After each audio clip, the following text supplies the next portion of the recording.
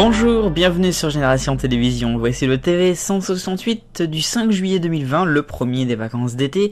On commence tout de suite, voici la une de l'actualité télé.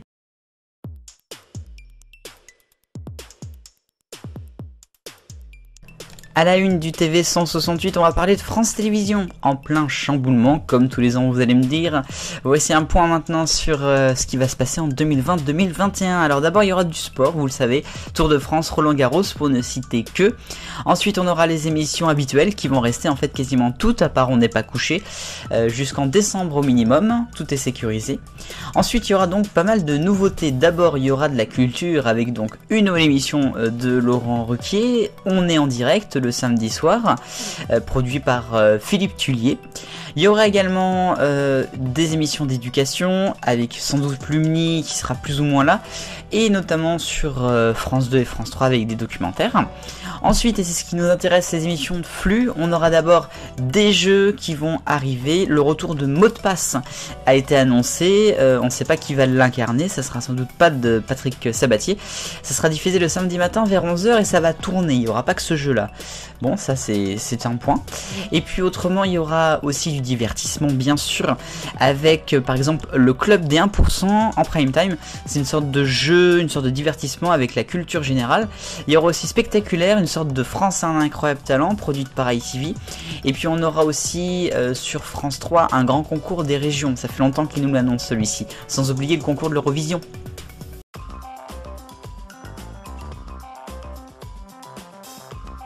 Le rayon actu de la télévision sur 87 26 262 €.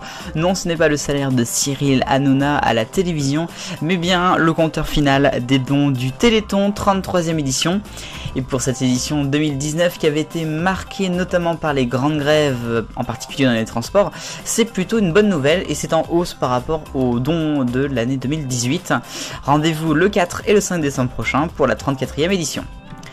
Dans l'actualité, on va parler de questions pour un champion maintenant avec Julien Lepers. Ça fait plus de 5 ans déjà, plus de 4 ans pardon, qui n'anime plus le jeu. Et il était devant les prud'hommes récemment pour faire valoir ses droits et notamment le licenciement qui avait été un peu louche. Et bien il a obtenu de l'instant 800 000 €. C'est une déception pour lui, il avait demandé plus de 3 millions d'euros je crois à la société Fremantle. C'est calculé sur son salaire mensuel. Et puis une information qu'on a appris en milieu de semaine, David Ginola, et c'est une surprise, quitte La France a un incroyable talent et quitte même M6 je crois. Il avait animé les 4 dernières saisons du jeu et encore à l'antenne actuellement avec la version spéciale. Il quitte également les émissions donc autour du football. C'est un peu une surprise, on ne sait pas donc qui va animer La France a un incroyable talent à la rentrée.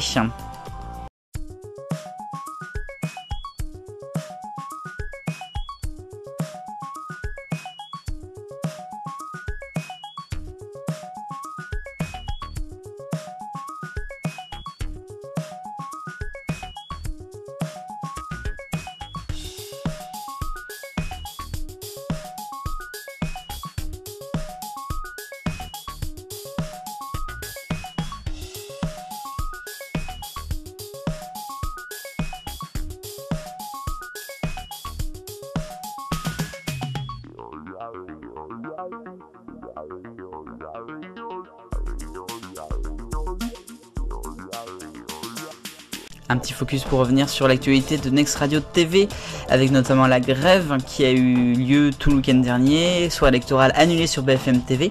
Tout ça a été levé lundi matin puisque la direction a annoncé qu'il n'y aurait aucun licenciement économique jusqu'en 2021.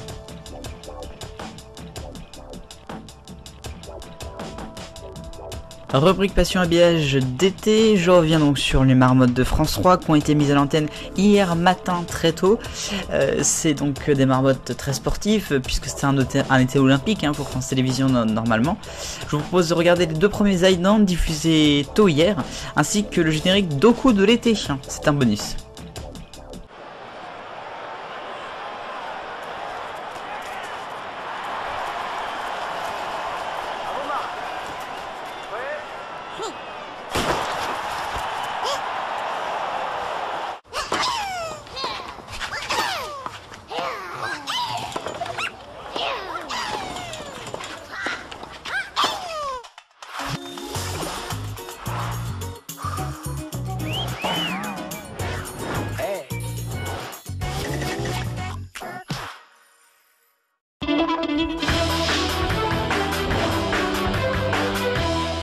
Mon point cette semaine, on va parler de politique, une fois n'est pas coutume, puisque vendredi apparemment il y a eu un nouveau Premier ministre qui est arrivé, qui a succédé à l'ancien et qui est arrivé. C'est un remaniement même pour tout le gouvernement, d'après ce que j'ai compris.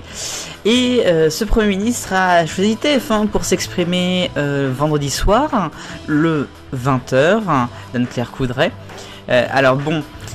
C'est ça qui m'énerve. Je dis pas que les gens n'ont pas le droit d'être sur TF1 ou plus sur M6 ou plus sur France Télévisions, mais il y a quand même du favoritisme parce que tous les politiques de la majorité vont quand même quasiment tous sur TF1 et moins sur par exemple France 2 ou France 3. C'est quand même vraiment dommage. Après c'est vrai qu'on pourrait dire que le service public du coup serait favorisé s'ils allaient tous sur le service public et que ce serait un peu de la propagande, mais il devrait y avoir une égalité et ça n'est pas du tout le cas. Voilà mon point. La question 168, alors les marmottes de France 3 de retour depuis hier, est-ce que c'est une bonne idée? Eh bien selon vous, oui, à 50% de vos voix parce que vous les adorez, mais il y a également juste après à 40% des voix, c'est bien mais uniquement ou l'été ou Noël, mais pas les deux.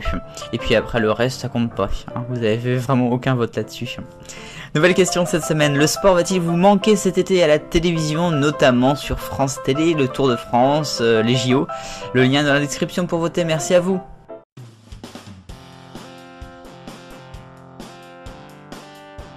L'agenda la semaine prochaine à la télévision, dès lundi vous aurez le retour de Lumni avec le jeu et les cahiers de vacances sur France 2 et France 4 en journée. Vendredi soir en prime time sur France 3, la deuxième partie de la télé des années 80, l'excellent documentaire en rediffusion. Et puis samedi sur France 2, le lancement tant attendu de la 31e saison de Fort Boyard. Et ainsi va la télévision ce dimanche. Merci beaucoup d'avoir regardé le TV 168, le 158e je crois. On se retrouve dimanche prochain bien sûr pour un nouveau numéro. Vive le bonheur, on est tous millions de copains. Salut chien.